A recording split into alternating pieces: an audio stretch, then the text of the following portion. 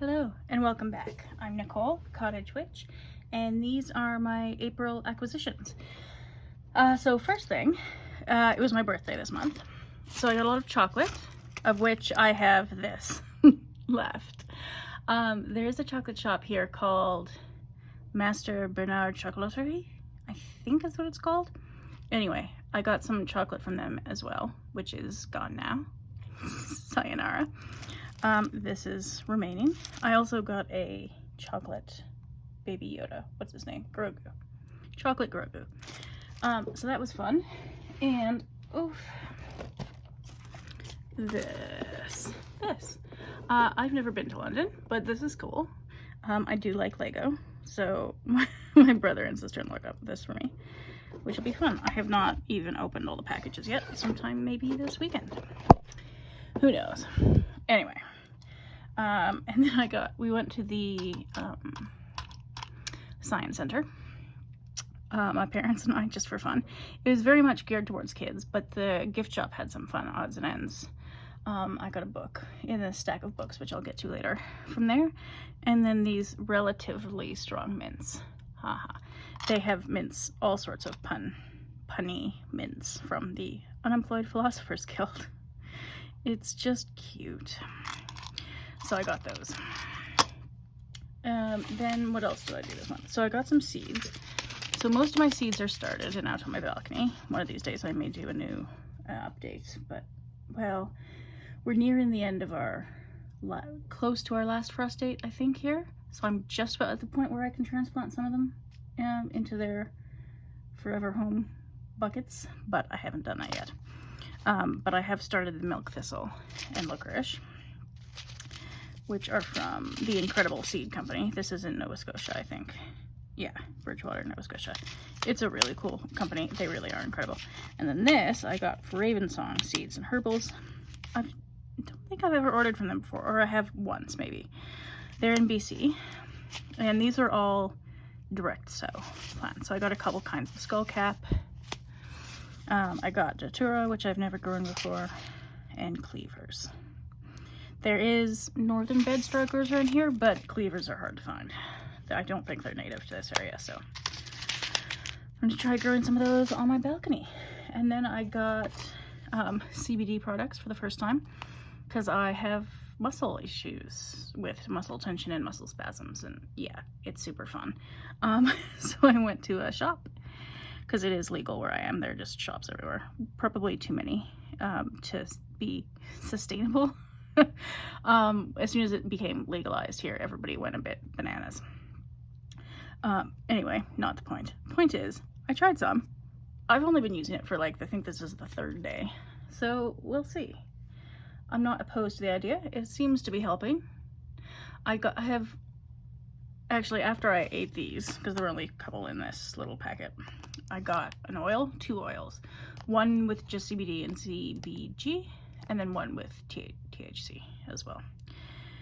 And I've tried a little bit of both, because I wasn't sure how they were going to affect me, because I've never tried them before. Yeah, fine. So far, so good. They seem to help with my muscle issues, so that's cool. Less pain for me is fun. No complaints. And then I got, just before I get into the books, I got Mythos, the Mythos deck. 75 legendary figures from Greek myths. This is the back by Stephen Fry. And who is the artist? Oh, I can't remember. Where's her name? Carolyn Schooner.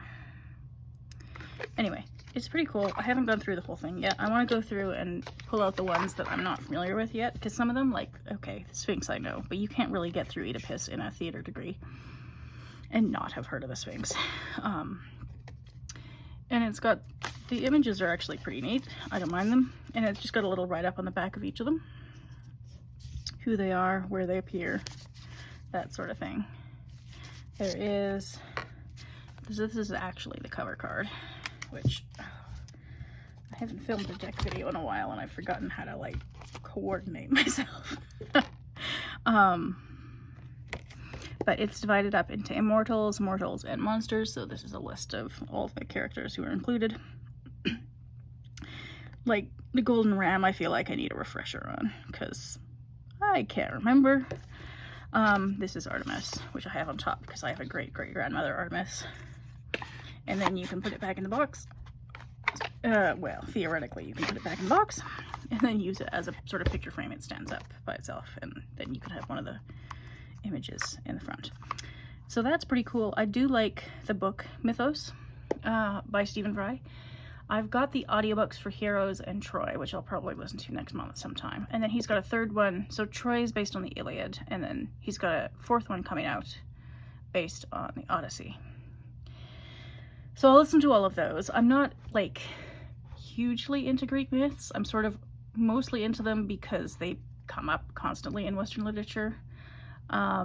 So it's kind of handy to know when it's being referenced in other books.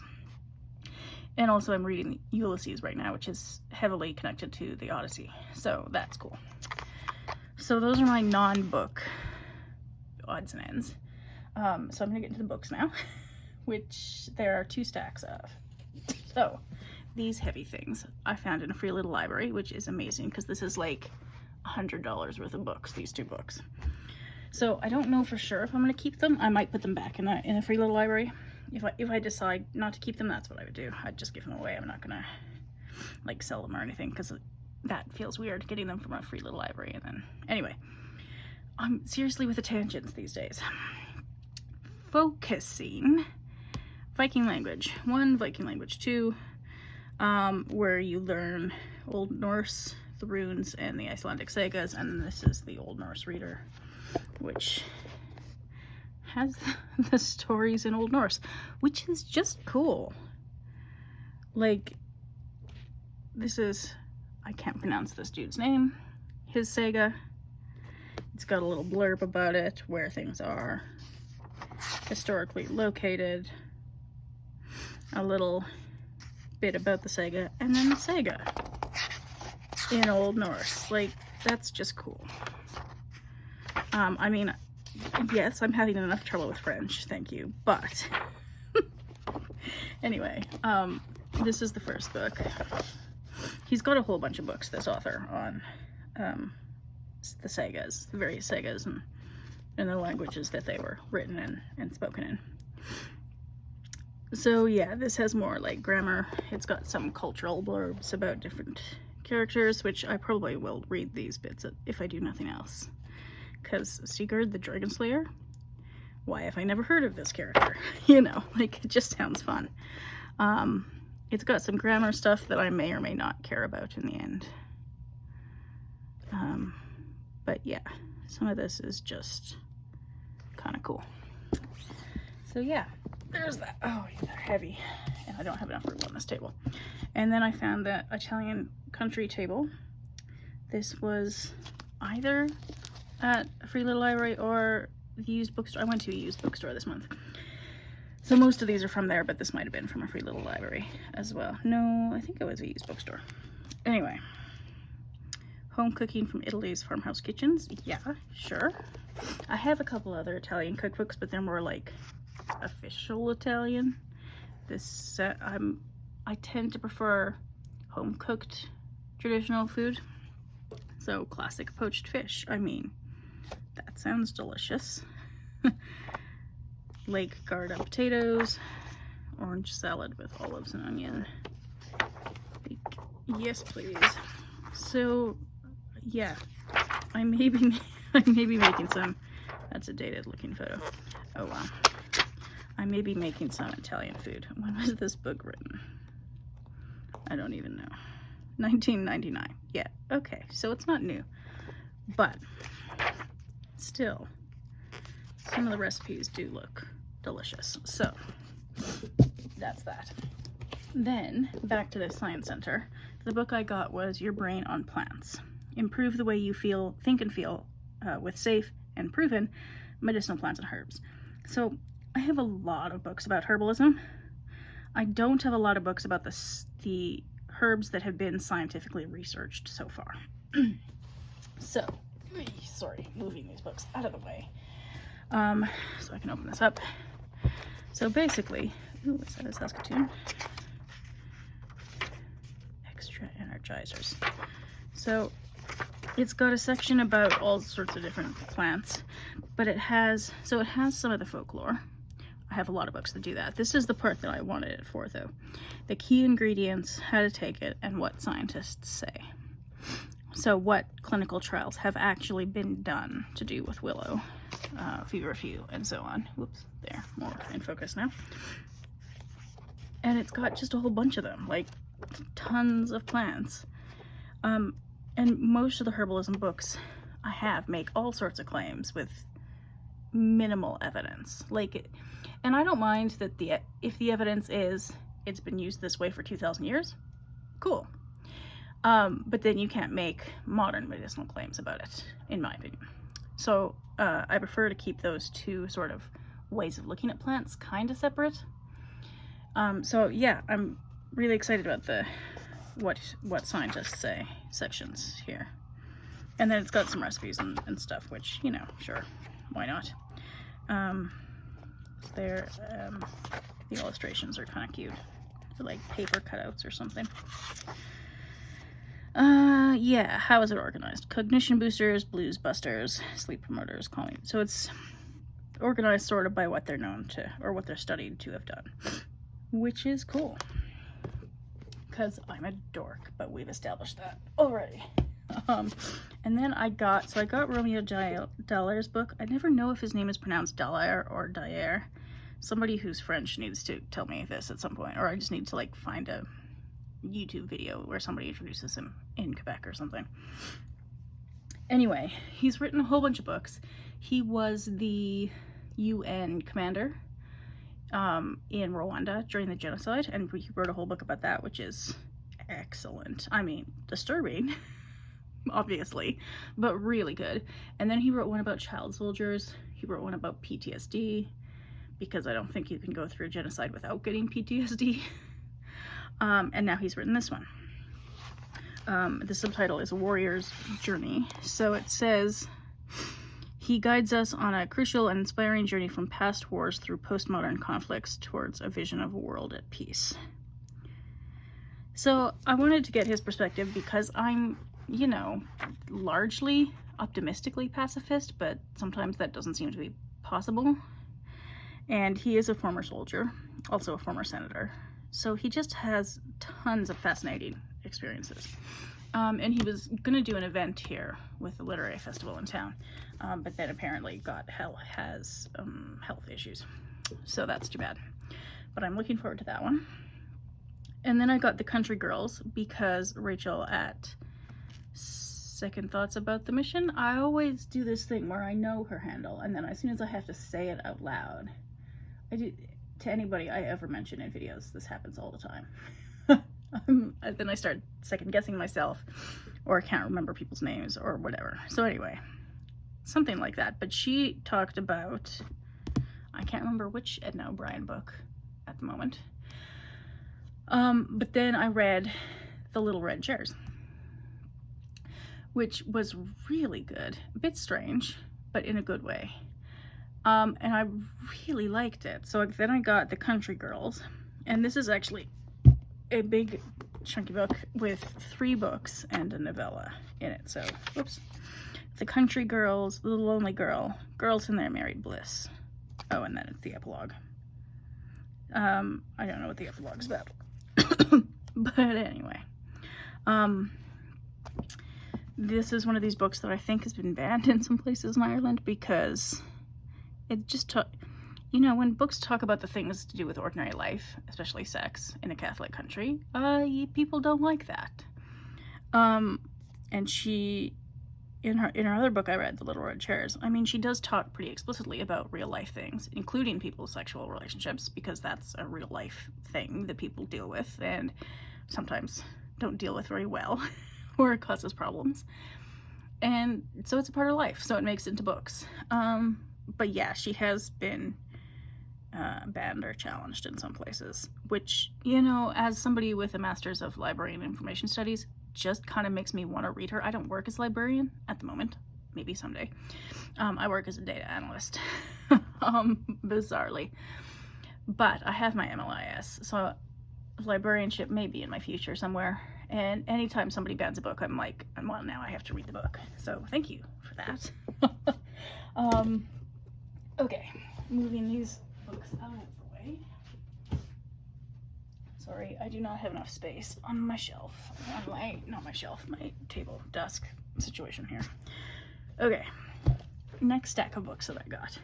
So I started listening to the Philosophy Bites podcast, which I'll link down below if I remember. It's phenomenal. And then I found this in a free little library and thought, yeah, I'll try it. It's Carceral Humanitarianism, Logics of Refugee Detention. This is the back here. So, considering the uneasy alliance between humanitarian aid, human rights, and military operations. Just kind of seemed interesting. And it's, you know, short, so it's less intimidating than other history books, and it was free, but they're cheap. Books on Amazon or from bookstores or whatever, they're not expensive. There's another one called Carceral Capitalism, which I may also have to read if this one is good. They're by all different sorts of authors, so they're not all the same person, but this Forerunners Ideas for a Series, it's just this series of, you know, slim little books. Actually, do they have a list in the back? Let's see. Yeah, it doesn't look like it. Nope, that's too bad. Oh, here's a list. Okay. So some of them I'm not going to read, like The Politics of Bitcoin, because I don't care about Bitcoins. I don't need anybody adding me about Bitcoins. Thank you. No. The Uberification of the University. Meh. Digital Stockholm Syndrome. Interesting. Cinema Without Reflection. Like, they're really geeky philosophy books. Deep Mapping the Media City. I don't know. So I've never read any of them, but I may. Mandela's Dark Years, A Political Theory of Dreaming. Okay, that could be interesting. Anyway, sidetracked. But, yeah, bizarrely started getting into philosophy. Accidentally. Well, I'll blame James Joyce for that one. And then I was at the used bookstore and got Little Birds by Anais Nin. This is not safe for work book, so adults only, but it's a collection of short stories that I've never read before, and I've always been sort of curious about her, so okay, I'll read a couple and see if I like them. Henry Miller is also on my list of books to try in that vein. Then I got The Tuscan Year, Life and Food in an Italian Valley. This is one of those books that I was like curious about, but we'll see. If I get 2 chapters in and don't love it, I'll just stick it in a free little library somewhere. But I mean, it's about food and Italy. Like, sure, I'll try. Then, because I'm in a classics groove. Oh, I put a couple of the other classic books away, but I talked about them in my April wrap up about the classics that I've read, so a couple of those were new this month. This is one I haven't read. No, I have read it, but not recently. So I had Tales of Mystery and Imagination, and I think I've been in the same place now for like 13 years, but before that I moved around a lot. Like sometimes would stay in a place for 6 months and then move into somebody else's basement and that sort of thing. For another 6 months. It was fun. Anyway, and fun sarcastically, in case that wasn't obvious. But I think this book got lost somewhere along the way, because I swear I used to have it. I definitely have read at least some of the stories, but I can't for the life of me if I remember if I've read all of them. So I got this book at a local used bookstore. It's got a couple essays about Poe in it, which, you know, I may or may not read, and then the stories. Also, Rachel and Bailey at the Bailey Grind need to do Gothlit November again, because I've already got plans. So anyway, then I got Harry Potter and Philosophy, If Aristotle Ran Hogwarts, because I was looking in the philosophy section, because I'm a dork, and I thought, well, if I'm gonna start reading philosophy, I might as well start reading Harry Potter and philosophy, because sure. I do realize the author has said some really stupid, bigoted things lately. Passing that over, these authors, as far as I know, haven't, so I'm gonna read them. So it's divided into houses and topics by those houses. So morality, the characters. The morality section I'm interested in particularly. And then this is just sort of the space, time, and magic. Sure, that sounds fun. So I don't actually know if it's any good. There are other books in this series. I might have to read this one too, Buffy the Vampire Slayer and philosophy. I mean, sure, why not? I can't remember which other ones there are. There are at least a couple others. Oh, here we are. The Matrix, The Simpsons, Seinfeld, Lord of the Rings. I might have to read that one as well. Baseball, yeah, I'll pass on that one. The Sopranos, Woody Allen, yeah, no thank you. Mel Gibson, also no thanks. And the more Matrix. So, there are a couple. I may, if I like this one, I may try Buffy and Lord of the Rings, because I'm a geek, basically. So that's my potential future foray into philosophy. And then I found this book, Folk Magic and Healing, An Unusual History of Everyday Plants by Fez Inkrate. She wrote this other book I have, Botanical Curses and Poisons, The Shadow Lives of Plants. I've read this twice, actually. Well, listened to an audiobook once. And it's basically just an encyclopedia of plants that have dark connotations for whatever reason. Not necessarily because they're poisonous. Sometimes just because of other associations. And it's really good. But I hadn't read this one yet. So I saw it at the bookstore and thought, yeah, sure. It's cheaper to get it secondhand. I'll give it a go. And it's kind of the same. It's got medicinal uses sections in here as well. Yeah, so that'll be fun. Oh yeah. Last four. Okay, 5, 4. Sorry, this is a long video. I got Myths from Mesopotamia, The Creation, The Flood, Gilgamesh, and others. So I have read Gilgamesh before, which is fascinating. If you haven't, you should. And if you have any interest in like old myths, like Greek myths, or have any sort of Christian background, Gilgamesh is fascinating. So, why do they not have? What do people have against tables of contents? There we go. All right. So, The Descent of Ishtar to the Underworld, I've heard that one before. I haven't read it, I don't think. This one, I don't know. Some of them I don't know. The Epic of Creation, I don't think I've read. But The Flood, I think, is part of the Epic of Gilgamesh. Because I definitely read that.